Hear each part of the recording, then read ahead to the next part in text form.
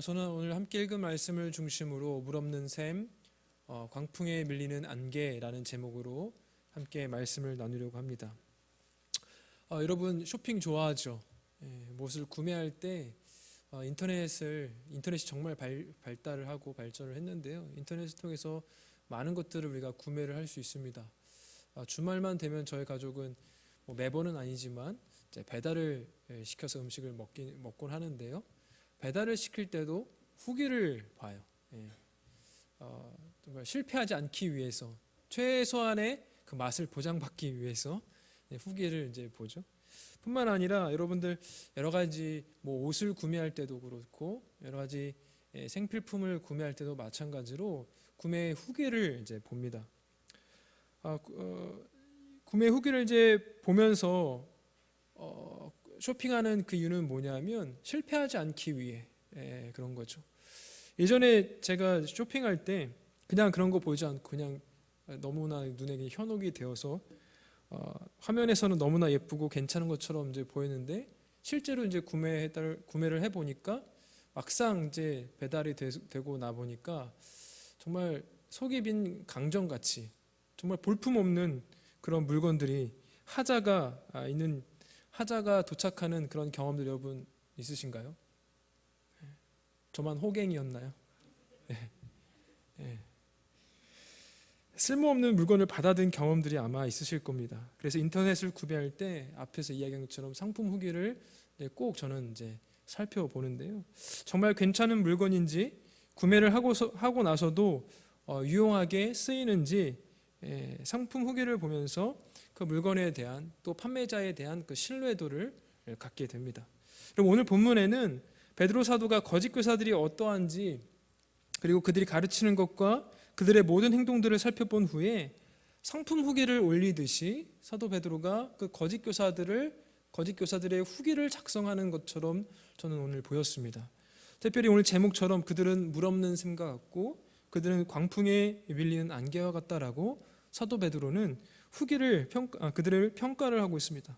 먼저 여러분 17절 한번 보세요. 17절에 보니까 좀 전에 이야기한 것처럼 그들을 향하여 어떠하다라고 평가를 하냐면 물 없는 샘이다. 그들은 물 없는 샘이다라고 평가를 합니다. 여러분 물 없는 샘이란 말이 무엇입니까? 그 말 그대로 뭐예요? 그 샘물에 물이 있어야 하는데 그 샘물이 있는 그 자리에 그 물이 있어야 되는데 정작 가보니까 뭐가 없어요? 물이 없는 거죠. 샘물이라고 칭하는 것은 물이 있어야 되는 거예요. 그렇죠? 근데 그 안에 물이 없는 거예요. 물이 텅 비어 있어요. 그럼 모래 사막이나 광야가 많은 중동 지방에서 이 물 없는 샘이란 오아시스인 줄 알고 힘들여서 가 보니까 아무것도 없는 신기루와 같은 그 신기루와 같은 경우가 있습니다. 그 신기루를 보면 얼마나 허망할까요? 정말 갈증이 있어서 정말 목이 말라서 저 멀리 보이는 그 오아시스를 향하여 정말 그 얼마 안 되는 그 힘, 얼마 안 되는 그 에너지를 쥐어짜면서까지 갔는데 헛것이었어요. 얼마나 허망할까요? 사막을 건너는 사람에게 물 한 모금은 생명수입니다. 생명수. 그 무더운 여름날 얼음 냉수는 목을 추울 뿐만 아니라 그 얼음 냉수를 한 잔 탁 들이키면 목만 축이는 게 아니라 또 마음까지 시원해지는 그런 경험들을 하게 되죠. 그 마실 물을 구하려고 뜨거운 볕을 견디고 또 견디고 찾아간 샘물을 보니 이미 바닥이 드러난 지 오래된 구덩이였다면 그 실망감은 이루 말할 수 없을 것입니다. 여러분 그런데 거짓 교사들이 가르쳤던 내용들이 이와 같다라는 거예요. 그런데 하나님의 말씀에는 무엇이 있습니까? 생명이 있어요. 하나님의 말씀은 생명이 있습니다. 예수님께서 주신 말씀이 생명의 말씀입니다. 하나님의 말씀을 선포하고 가르치는 자는 참된 진리를 전하도록 수고를 해야 되는 것이죠. 언제나 말씀 맡은 이 설교단에 있는 자는 저는 이 생명을 전하려고 하나님의 말씀을 어떻게 해서든지 바르게 전하려고 수고를 하는 거죠. 참된 진리를 전할 수 있도록. 왜냐하면 그 진리 안에 생명이 있기 때문에 그렇죠. 그 생명을 전해서 생명을 누리도록 하는 그 사역을 하는 자가 바로 설교자입니다. 또 자기 말을 정말 해서 많은 사람들을 내 어떤 주장하는 거에, 내가 가는 길에 끌어오도록 하는 어떤 설교자의 제자가 아니라 예수님 제자, 생명을 누리는 제자로 살아가게 하기 위하여 부르심을 받았거든요. 예수 그리스도의 생명을 전하지 못하면 물 없는 셈이 되는 거예요. 이 시간에 진리가 선포되지 아니하고 그냥 세상 이야기를 그냥 쭉 계속 한 30분 동안 한번 이야기 한번 해볼까요? 그럼 굳이 우리가 여기 왜 옵니까? 세상 이야기 어디서든 들을 수 있잖아요. 그렇죠? 어디서든 들을 수 있습니다. 생명을 전해받지 못하면, 그 진리의 말씀을 전해받지 못한다면 물 없는 그 샘에 허우적거리는, 사실 허우적거릴 수가 없는데 허우적거리는 거죠. 결국 그 영은 메마르게 됩니다. 결국 굶어 죽게 되는 것이죠. 거짓 교사에게는 말씀의 생명이 없어요. 하나도 없습니다. 그들은 애초에 성경을 제멋대로 해석했고 자기 이익에 따라 가르쳤기 때문에 그 안에는 생명이 없어요. 가짜예요, 다. 성경을 읽고 설교를 하고 가르치지만 그 내용의 출처도 자기 자신의 생각이고 그 내용도 세상의 탐욕적인 내용이 전부입니다. 그 전달 방식도 인간의 탐심을 유혹하고 불러일으키는 방식으로 가득 차 있어요. 그 내용도 출처도 전달 방식도 다 진리와는 너무나 동떨어진, 거리가 너무나 멉니다. 성경에 있는 말들을 참으로 잘 사용을 해요. 종교적 언어들을 잘 사용을 해요. 그런데 결국 뭐예요? 핵심은 탐심을 채우라. 그 탐심을 채우라는 그 유혹이 그 내용의 핵심일 뿐입니다. 예수 믿으면 탐욕이 채워지고 예수 믿으면 세상을 얻게 될 것이라고 가르치는 거죠. 거룩해지고 깨끗해지고 의로워지고 하나님께서 주시는 그 생명, 영원한 나라를 바라보게 하는 그 소망 없죠. 없어요. 장차 오는 심판을 준비해야 되는 것도 없어요. 오늘을 거룩하게 살라는 어떤 경계와 어떤 분별력 전혀 가르치지 않습니다. 하나님께서 이 세상을 우리로 하여금 그냥 지나가는 존재로, 나그네로, 순례자로 우리를 이 땅에 보내셨는데, 임시 거주지로, 또 우리가 여행하는 장소로 우리를 이 땅에 보내셨는데, 그 지나가는 성도에게 먹을 것과 입을 것, 그리고 영육간에 필요한 복을 주시는 것은 당연해요. 필요하죠, 우리에게. 그렇죠? 당연하고 또 성도가 간구할 내용이기도 합니다. 그런데 여러분, 하나님은 복 주시기를 기뻐하시는 분이지만, 하지만 이 세상 복이 복음은 아니라는 사실을 우리는 알고 있어야 돼요. 분명히 우리가 이 땅에 살아가는데 필요한 최소한의 것들을 구해야 되는 게 마땅해요. 왜냐하면 우리 주님께서도, 우리 예수님께서도 우리에게 기도를 가르쳐 주실 때 그런 기도를 가르쳐 주셨거든요. 오늘날 우리에게 일용할 양식을 주옵시고, 최소한의 필요한 것들을 구하라. 우리 주님께서 허용하셨어요. 그렇게 하라고 하셨어요.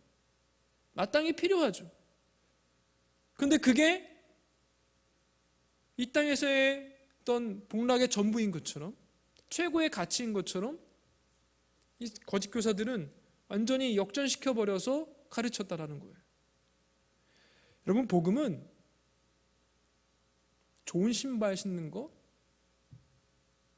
넓은 집에 사는 거, 좋은 차를 끌고 다니는 거, 좋은 직장, 연봉, 고액의 연봉을 받는 거, 그게 복음이 아니에요. 예수 믿었더니 그런 걸 주더라, 그게 복음이 아니에요.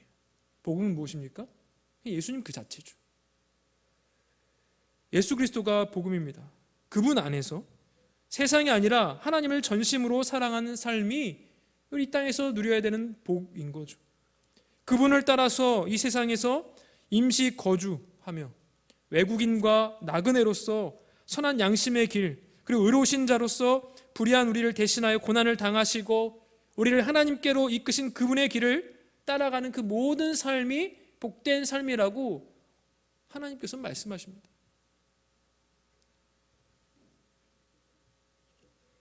복음은 그분으로 말미암은 그 생명, 영원한 생명, 삼위 하나님과의 사귐 그 자체가 복음이고 복입니다.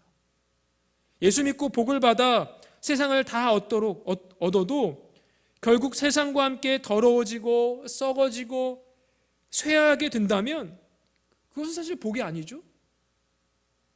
세상 복을 다 얻었어도 더 더러워지고 더 썩어지고 더 쇠하여 간다면 사실 그 자체는 복이 아니라 저주인 거예요.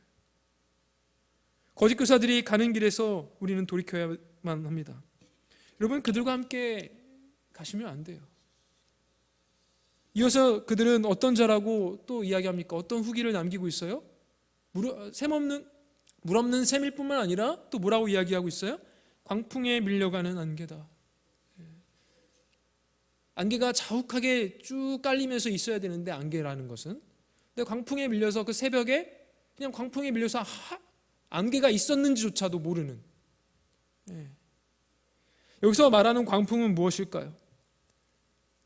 바람, 강한 바람인데, 한때 세상을 휩쓰는 세속적인 어떤 사상이나 유행 같은 것으로 그 자체로 하나님 나라의 가치관과 전혀 맞지 않는, 항상 반기를 드는 세상의 어떤 가치관, 세상의 사상들, 어떤 뭐주의, 이런 것들이죠. 거짓 교사들은 이런 흐름에 편승해서 그런 세속적 가치관이나 삶의 방식을 어디로 끌고 들어왔냐면 다 교회로 끌고 들어와서, 이게 세상에서 유행하는 방식이야, 이게 세상에서 회사를 운영하는 방식이야, 이게 세상에서 돈을 버는 방식이야, 이게 세상에서 사람들을 이끄는 방식이야 하면서 끌고 들어와가지고 교회 안으로 끌고 들어와서 그것대로 운영을 해 나가는 거죠. 가르치는 거예요. 유행처럼 퍼뜨리는 거예요. 세상의 유행과 풍조에 휩쓸려 가는 것은 여러분 어렵지 않습니다. 전혀 어렵지 않아요. 바람이 불면 바람 부는 대로 몸을 그냥 맡기는 것 전혀 어렵지 않아요. 그냥 바람이 흘러가는 대로, 바람이 저 뒤편에서 여러분들 얼굴을 향하여 바람이 분다라고 생각해 보십시오. 그냥 바람 부는데 아주 강한 바람, 그냥 저쪽으로 그냥 그대로 저 출입구를 향하여 나가는 게 아주 자연스러울 거예요. 그렇죠? 근데 어려운 게 뭐예요? 바람을 부는 방향을 맞바람을 맞서서 어떻게 거꾸로 올라오는 게 사실 어려운 거죠. 여러분, 거짓 교사들은 세상의 이 세속적 사상이나 풍조나 이런 유행 저항 없이 그냥 따라가는 거예요. 흘러가고 많은 이들도 같이 손을 꽉 붙잡고 데려가는 자들이 바로 이 거짓 교사들이죠. 그들이 하나님의 말씀을 제멋대로 해석하는 것도 그들의 유행에, 세상의 어떤 유행, 세상의 풍조에 따라서 그렇게 제멋대로 이야기를 하는 거예요. 실제로는 말씀을 거스르는 세속적 풍조에 자신을 맡기기 때문에 너무나 자연스러운 거예요. 뭐가요? 하나님의 말씀을 왜곡하는 게, 하나님의 말씀을 제멋대로 해석하는 게 아주 자연스러운 거죠. 반면에 썩지 않고 더럽지 않고 쇠하지 않는 그 나라를 유업으로 받은 교회가 그 영원한 나라를 향해 가는 길에서 전진하려면, 좀 전에 얘기한 것처럼 맞바람을 맞서고 가기 때문에 어려운 거예요. 참 쉽지가 않죠. 흘러가는 대로 흘러가는 게 아니라, 흘러가는 대로 내 몸을 맡기는 게 아니라 오히려 그것을 거슬러 올라가야 되기 때문에 세상 풍조라는 그 거대한 바람에 거슬러야 되기 때문에 쉽지 않습니다. 그러면 어떻게 해야 돼요? 거룩하고 생명에 가득하려면 어떻게 해야 됩니까? 그 영원한 나라를 얻으려면 어떻게 해야 돼요? 그 영원한 말씀에 우리가 의지할 수밖에 없어요. 진리에 의지할 수밖에 없어요. 예수님께 우리의 전 인생을 의탁할 수밖에 없는 거예요. 하나님의 말씀은 깨끗하고 썩지 않는 씨이며 살았고 영원히 거하는 말씀이기 때문입니다. 베드로 사도의 표현 그대로 제가 했어요. 오직 하나님의 말씀만이 교회로 하여금 이 죄와 죽음과 쇠함의 권세가 지배하는 이 세상의 그 강력한 바람에도 그 주어진 영광된 지위와 복된 은혜의 자리를 지키고 끝내 이기게 하는 본질적이고 실제적인 전략이 되는 거예요. 뭐가요? 하나님의 말씀만이. 다른 전략이 없어요. 물론 때때로 이 말씀을 더 효과적으로 끌어내기 위해서 다른 방법들을 모색하기도 하죠. 어떻게 하면 더 말씀이 우리에게 더 쉽게 다가올까? 어떻게 말씀대로 살아낼 수 있을까? 더 고민하는 일들이 필요하긴 해요. 그런데 그것이 역전이 되어서 말씀은 전혀 없이 그냥 물 없는 샘처럼, 말씀 없는 교회, 말씀 없는 성도, 사도 베드로가 거짓 교사들을 향하여 평가한 것처럼 정말 아무것도 없는 우리가 성도라면 사실 처음부터 우리가 우리의 믿음이 있었는지 고민해야 되는 거죠. 그러므로 교회는 부지런히 거짓 교사들의 세속적 가르침을 분별하고 그 거짓 바람에 휩쓸리지 않도록 우리 자신을 지켜야 되는 거예요. 네, 자신을 지켜야 되죠. 세상의 모든 죄악된 더러운 풍조, 결국 썩어져 없어질 것을 복음으로 둔갑시키며 최고의 가치로 여기게 하는 그 타락한 세상의 어떤 유행들, 사상들, 헛된 영광을 구하는 허무함에 갇힌 욕망에 휩쓸리지 않도록 우리는 전력을 기울여야만 합니다. 어떻게 해요? 말씀이 계속 붙잡아요. 예수 붙잡아야죠. 예수. 거센 바람에 직면했을 때 앞으로 발을 내딛기가 어려울 때가 너무나도 많이 있어요. 하지만 가야 할 방이 그 맞바람을 치면서라도 가야 한다면 맞바람을 맞고서도 가야죠. 우리가 너무 쉽게 가려 하는 경향이 있어요. 너무 삶을 쉽게 하려고 하는, 우리 믿음 생활도 너무 쉽게 하려고 하는 경향이 있다. 믿음 생활 결코 내 몸을 그냥 시간이 흘러가는 대로, 세상이 흘러가는 대로 맡겨서는 결코 되지 않습니다. 말씀을 계속 붙잡아야 돼요. 말씀을 무슨 소리인지 도무지 알지 못하지만 하나님께서 우리에게 무슨 말씀을 하시는가, 성도에게 무슨 말씀을 하시는가 계속 봐야 돼요.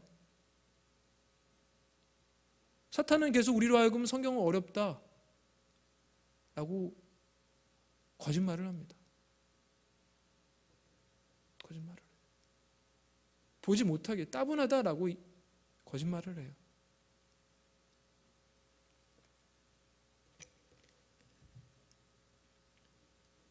여러분, 그 맞바람을 견디면서라도 가야 하는 것입니다.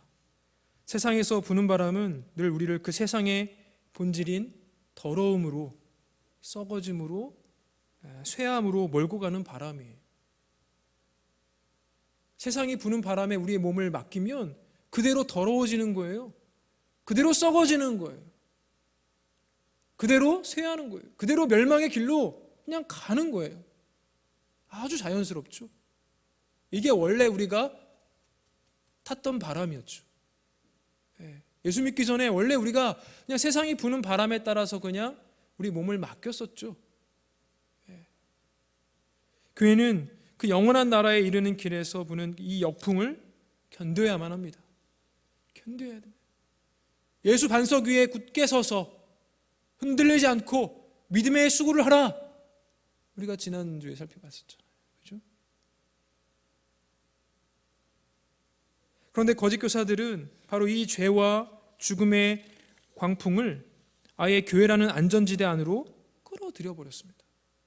그 안에서 믿음의 어떤 복음의 내용들을 선포하고 예수 붙잡으라는 그 귀한 교훈 가운데 있는 모든 성도들을 향하여 그 더러운 것들을, 썩어진 것들을, 쇠한 것들을 교회로 끌고 들어와서 너무나 자연스럽게 세상 유행이다 아주 퍼뜨리고 있어요. 그들의 가르침을 듣고 그들을 따라가서는 결단코 교회가 약속받은 그 영원한 나라, 간절한 기대와 소망을 가지고 우리가 살아가는 그 모든 것들이 다 허물어지고 마는 것이죠. 의와 생명이 거하는 영원한 나라에 이를 수 없어요. 도리어 세상의 한복판 그 더러움과 썩어짐에 이르게 될 뿐이죠. 어디서도요? 교회에서도, 성도들과 관계에서도 더러워지는 거예요. 이어서 17절 마지막을 보니까 우리가 쇼핑할 때 제가 먼저 구매를 했어요. 후기를 남기는데 이거 완전히 안 좋습니다. 이건 완전히 물 없는 샘입니다.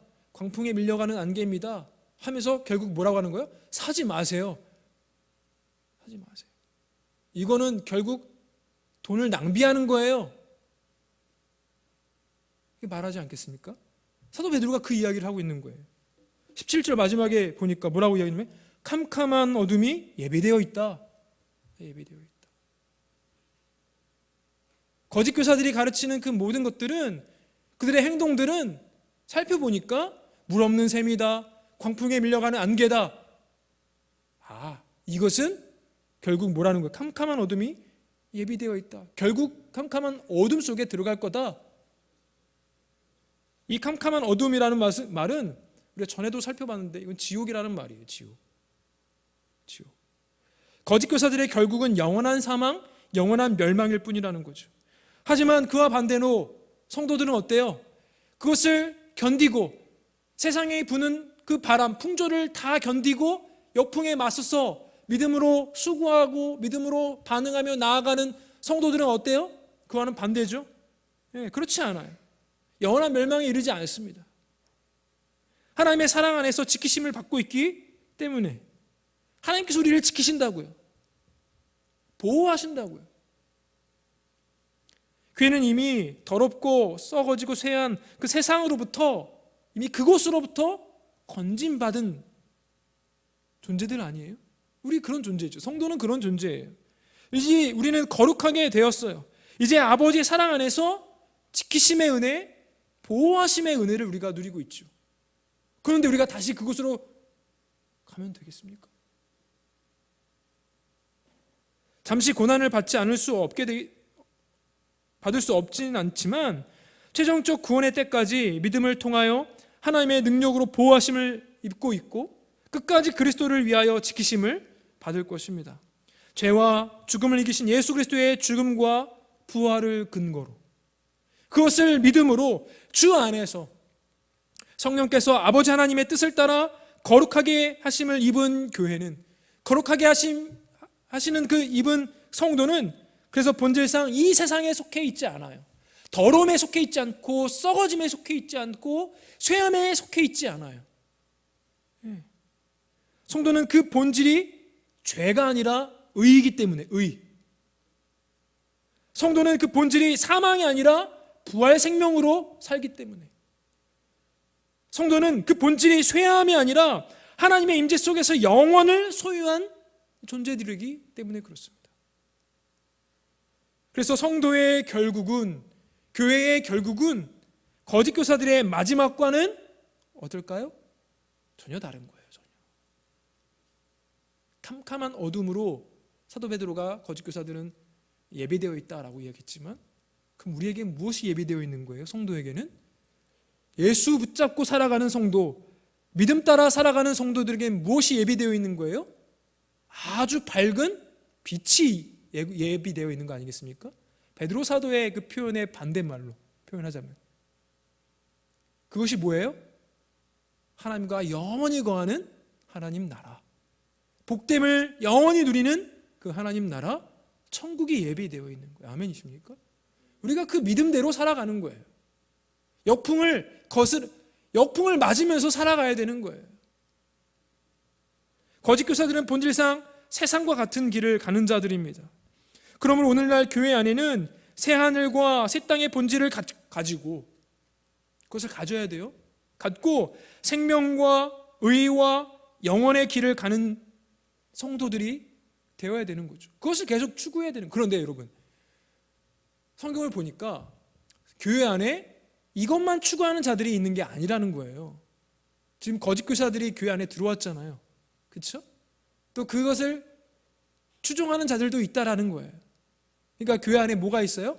가라지도 분명히 있다라고 우리 주님께서 말씀하셨어요. 그러니까 세상에 새 하늘과 새 땅의 본질을 갖고 있는 참된 성도, 참된 그리스도인들이 있는가 하면, 또 한편으로는 세상과 함께 거짓 교사들을 따라서 더럽고 썩어지고 쇠한 그 길, 심판과 멸망의 길을 가는 그런 존재들이 섞여 있어요. 아쉽게도. 그래서 깨어서 경계하고 분별하고 근신하고 지속적으로 우리는 신성한 성품에 참여하여서 성장해야만 돼요. 성장해야만 돼요. 우리는 판단할 수 없어요. 우리는 판단할 수 없어요. 우리는 뭐 할 뿐이에요? 그래서 함께 말씀을 통하여 진리로 함께 자라가는 수밖에 없는 거예요. 그러다가 나중에 누가 판단하시는 거예요? 가라지와 알곡을 우리 주님께서 심판주로 오실 때 판단하시는 거예요. 우린 다만 신성한 성품에 스스로가 참여하고 또 함께 참여하자고 자꾸 권면할 뿐이에요. 시간이 지날수록 자신 안에서 의에 대한 주림과 목마름이 더해 가십니까? 가난한 심령으로서 세상의 그 무엇으로도 채울 수 없는 그 예수님으로 인해서 풍성함과 만족감이 여러분 있으십니까? 이런 자들이 성도죠, 성도. 진리를, 참된 진리를 추구하는 자들이죠. 언제나 부활 생명을 누리며 살아있는 소망 가운데 더욱 굳게 서 가는지를 여러분 확인하셔야 돼요. 어제와 오늘을 비교했을 때, 열흘 전과 오늘 비교했을 때 사실 별반 다르지 않을 수 있어요. 그 변화의 속도가 굉장히 느리거든요. 우리는 너무나도 쉽게도 신앙생활을, 믿음 생활을 빠르게, 정말 획기적인 그 변화를 우리가 바라긴 하지만, 하나님, 우리가 주변을 살펴보니까 하나님께서는 그렇게 역사하는 법이 별로 없더라고요. 그렇죠? 그럼 어떻게 해야 돼요?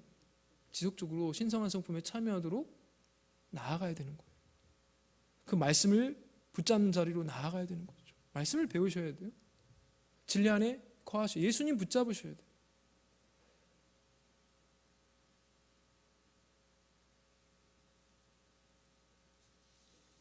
내가 정말 과연 은혜 안에 거하고 있는지, 은혜 안에서 지속적으로 성장하고 있는지 점검할 필요가 있다는 것이죠. 이어서 베드로는 거짓 교사들이 어떠한지 계속해서 이제 평가를 해요. 그들은 허탕한 자랑의 말을 토하는 자들이다 이야기합니다. 헛된 자랑을 한다는 거예요. 헛된 자랑. 이는 탐욕적 본성을 드러내는 것인데요. 여러분, 이 헛된이라는 말은 속이 텅 비었다라는 거예요. 텅 비었다.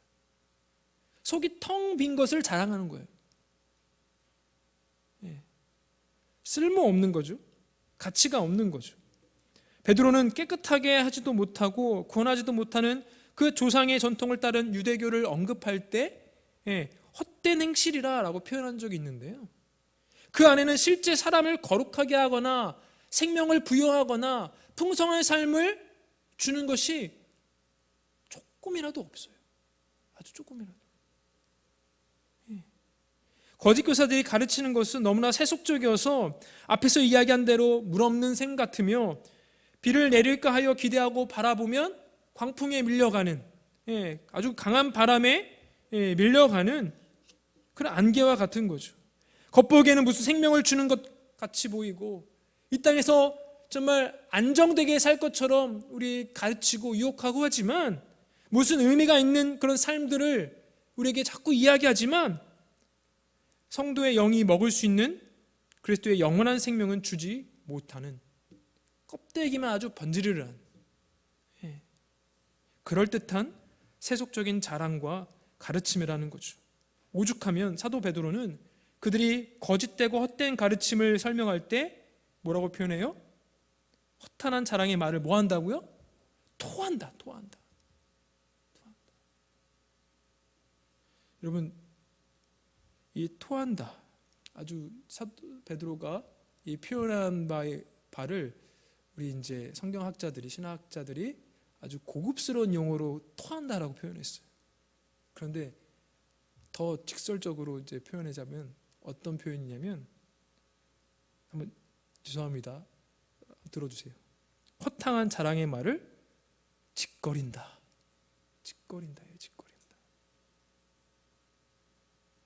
여러분, 제가 짓거린다라는 말이 뭐예요?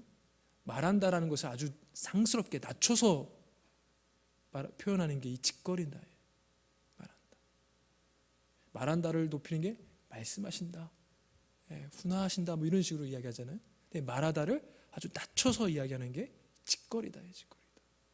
사도 베드로는 이들의 이 말하는 거, 이들이 표현하는 그 모든 것들을 다칫거리다라고 이제 표현하고 있어요. 하찮은 거죠, 아주. 진리와 비교했을 때 너무나 하찮은 거예요. 너무나. 들을 가치도 없는 거죠. 들으면 우리 인생에 해로운 것이 아주 가득하기 때문에 그 자체를 칫거리다라고 표현하고 있어요. 그들은 자신들의 정욕을 채우는 일에만 몰두한 자들입니다. 재물의 이익을 취할 뿐 아니라 그들을 육적인 정욕의 대상으로 삼기도 합니다. 그릇되게 행하는 사람들에게서 겨우 피한 자들에게 지속적으로 유혹한다라고도 이야기를 하고 있어요. 세상에 썩어질 것을 피하여 나와서 썩지 않고 싶어서, 더럽지 않고 싶어서, 쇠하지 않고 싶어서 그 세상에서 빠져나왔는데 또 다시 한번 거짓 교사들은 멱살을 딱 부여잡고 다시 더러워져, 다시 썩어져, 다시 쇠해져야 돼 하면서 하는 것과 그런 일들을 한다라는 거예요. 지금 이러니 그들의 결국이 뭐겠어요? 그들을 따르는 자들이 결국이 뭐겠어요? 주 안에서 사랑하는 청년 여러분, 과연 여러분은 어떠합니까? 점점 더 세속적으로 되어 가십니까? 아니면 점점 더 신성한 성품에 참여하여 성장해 가십니까? 자신의 성장의 방향이 자신이 속해 있는 영역을 드러내요. 무엇을 추구하는가? 내가 어디로 가는가? 이게 여러분의 속해 있는 영역을 규명하는 거예요. 나무는 그 열매로 드러난다라고 우리 주님께서 말씀하셨죠. 열매로 아는 거거든요. 거짓 교사들도 그 삶의 열매로, 성도 역시 그 삶의 열매로 드러납니다. 생명이 빠진 것에 여러분의 생명을 걸지 마십시오. 세속의 풍조와 유행에 쉽사리 휩쓸려 가지 마십시오. 여러분의 인생을 함부로 썩고 더럽고 쇠한 것으로 다가가지 마시기 바랍니다. 다시 한번 우리가 진리의 말씀을 붙잡고 예수 붙잡고 더럽지 않고 썩지 않고 쇠하지 않는 그 영원한 기업을 누릴 존재로 이 땅에서 살아내시고, 진리가 아닌 거 정말 너무나 하찮게 여기시고 그걸 붙잡지도 마시고 기웃거리지도 마십시오.